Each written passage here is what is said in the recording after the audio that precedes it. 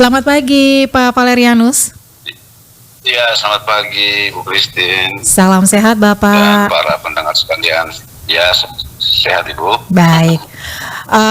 Pak Valerianus, ini terkait dengan peningkatan angkatan kerja di Kabupaten Sika. Berdasarkan datanya ini seperti apa? Ini berapa banyak nih Pak Valerianus? Kita untuk peningkatan partisipasi angkatan kerja itu di tahun 2023 itu dia naik signifikan itu dari tahun 2022. Ya.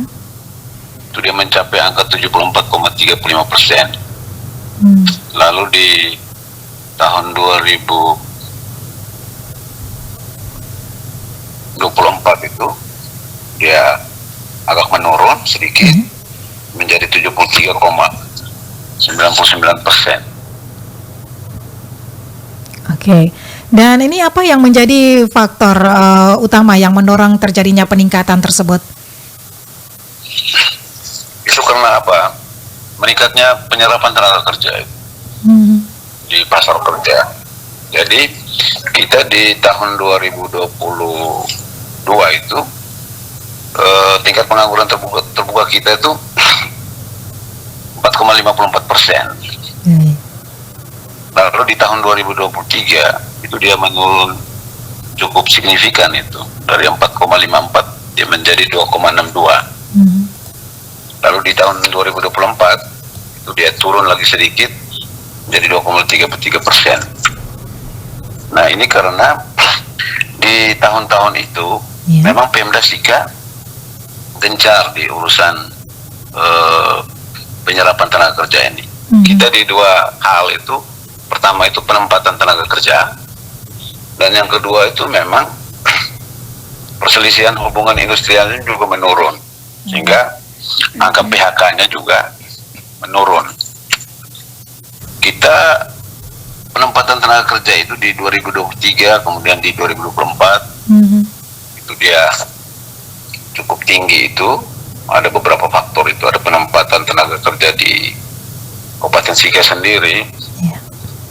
Itu ada beberapa investasi, itu salah satunya Alfamart, kemudian di 2024 itu Indomaret, lalu ada di sektor jasa itu banyak itu. Kemudian tumbuh UMKM itu tumbuh pesat itu. Kemudian penempatan tenaga kerja keluar wilayah Kabupaten Sika, baik sebagai tenaga kerja antar daerah, kemudian ke luar negeri sebagai tenaga kerja antar negara. Kita ke luar provinsi NTT itu banyak di Kalimantan, kemudian di Jakarta, tapi itu di sektor-sektor informal itu sebetulnya. Begitu juga ke luar negeri, Malaysia, Singapura, Hong Kong, juga ada yang ke Jepang itu. Baik. Ada yang ke Jerman itu. Baik, Pak Kadis, ini penyerapan tenaga kerja di dua sektor ya, formal dan informal begitu ya Pak Kadis ya? Ya. Oke. Dan upaya yang dilakukan pemerintah daerah sendiri untuk bisa mempertahankan tren positif partisipasi angkatan kerja ini seperti apa nih yang sudah dilakukan Pak Kadis? Ya, pertama kita meningkatkan kompetensi para pencari kerja itu. Jadi anak-anak kita yang tidak melanjutkan kuliah, yang tamat SMA, SMK, itu kita rekrut mereka untuk dilatih di beberapa lembaga pelatihan kerja di Kabupaten Sika itu. Kita setiap tahun konsen di situ. Jadi ada pelatihan menjahit, ada pelatihan desain grafis, videografis, juga ini artificial intelligence, lalu ada pelatihan otomotif, pemeliharaan otomotif untuk kendaraan roda 2, ada pelatihan tata boga, pelatihan pengelasan. Oke, jadi ini program-program kejuruan baru itu agribisnis. Baik. Ini mereka ini setelah pelatihan kita bekali dengan peralatan kerja dan kita dorong mereka untuk tumbuh menjadi pekerja mandiri. Baik, jadi program ini tetap terus dilaksanakan setiap tahun begitu ya Pak Kadis? Ya, setiap tahun itu program program rutinnya kita di Dinas Ketenagakerjaan itu pelatihan kerja berbasis kompetensi di satu sisi bagi para pencari kerja, lalu yang kedua di sisi lain itu pelatihan kerja untuk peningkatan produktivitas kerja. Dua hal itu berkaitan dengan pelatihan. Baik, tentu ini tidak terlepas dari kualitas tenaga kerja di Kabupaten Sika yang dilihat dari tingkat pendidikan dan juga keterampilan yang dimiliki. Sejauh ini seperti apa nih Pak Kadis?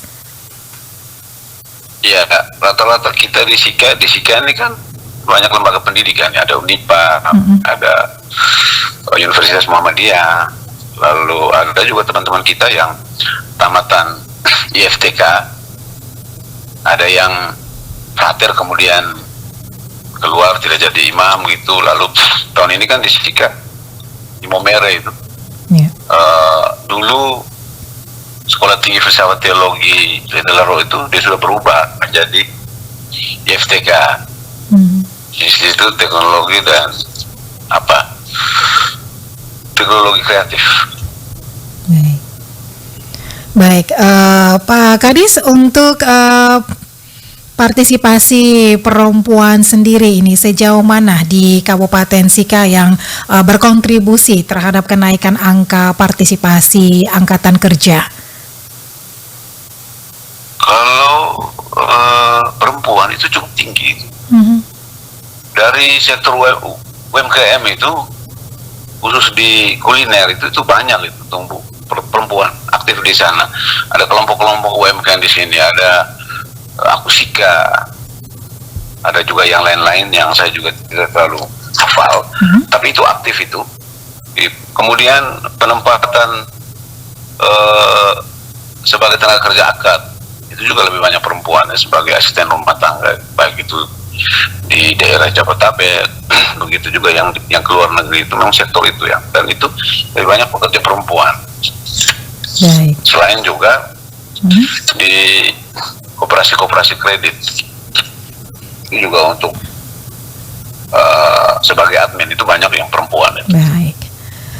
Baik, Pak Kadis, untuk peningkatan partisipasi angkatan kerja lebih dominan, ini terjadi di sektor apa nih Pak Kadis? Apakah pertanian, jasa, atau industri yang lebih banyak? Yang paling dominan jasa itu. Yang paling dominan jasa, kemudian pertanian, lalu industri. Jasa yang paling banyak. Baik. Dan apa yang menjadi pesan Anda untuk para pekerja yang ada di Kabupaten Sika? Ya, kalau untuk para pekerja itu pesan saya itu mereka mesti meningkatkan hard skill dan soft skill supaya bisa menjadi seorang pekerja yang produktif. Itu bagi mereka yang sudah bekerja. Kemudian bagi para pencari kerja, terutama mereka perlu meningkatkan skillnya. Dan kami pemerintah, walaupun dalam skala yang tidak begitu besar juga, tapi setiap tahun kami menyiapkan pelatihan berbasis kompetensi untuk mempersiapkan para pencari kerja ini bisa masuk ke pasar kerja dan mereka bisa terserap di pasar kerja. Baik, terima kasih Pak Kadis untuk waktunya pagi hari ini bersama Pro 1 RRI ND. Ya, terima kasih sama-sama Ibu Christine dan seluruh kru RRI ND. Selamat pagi. Dan juga seluruh pendengar sekalian. Terima kasih, selamat pagi. Selamat pagi Pak Kadis. Pendengar kita semua. Baik, pendengar RRI dimanapun Anda berada, baru saja bersama kita ya, Kepala Dinas Tenaga Kerja dan Transmigrasi Kabupaten Sika ya, ada Bapak Valerianus Asamador yang sudah menjelaskan adanya peningkatan partisipasi ya dari pekerja yang ada di Kabupaten Sika dan lebih dominan ya berada di sektor jasa ya, seperti yang sudah dijelaskan Pak Kadis Dinas Naker Trans Kabupaten Sika. Dan jangan kemana-mana pendengar RRI, masih tersisa ya satu topik wawancara lagi yang akan kembali kami hadirkan untuk Anda. Ini terkait dengan generasi muda Manggarai disiapkan sambut pemilu 2029, dan nanti kita akan bersama Bapak Yohanes Manase sebagai Koordinator Divisi Hukum Pencegahan Partisipasi Masyarakat dan Hubungan Masyarakat Bawaslu Kabupaten Manggarai. Tetap bersama Pro 1 RRI ND, kanal informasi dan inspirasi. Saat ini kita jelang pukul 8 waktu Indonesia Tengah. Kita akan nantikan bersama Warta Berita dari Pro 3 Jakarta.